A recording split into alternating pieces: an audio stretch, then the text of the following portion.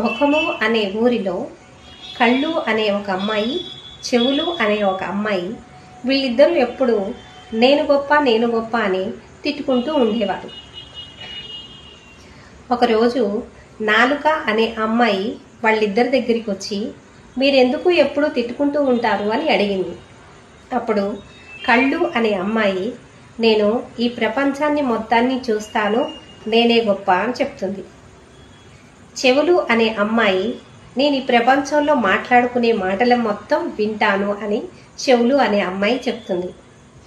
అప్పుడు ఈ నాలుక అనే అమ్మాయి, మీ ఇద్దరికంటే నేనే గొప్ప అని చెప్పింది. ఎందుకు అని వాళ్ళిద్దరు అడిగారు. కళ్ళతో అన్నది, నువ్వు చూస్తావు, నేను చూడకుండానే చెప్తాను. చెవులు అనే అమ్మాయితో అన్నది, నువ్వు వింటావు, నేను వినకుండే చెప్తాను. మీ ఇద్దరిలో నేనే గొప్ప. మీరు చూస్తారు, వింటారు, నేను చూడకుండా చెప్తాను, వినకుండా చెప్తాను. మీకంటే నేనే గొప్ప అని నాలుక చెప్పింది. God bless you. బాగుందా ఈ కథ?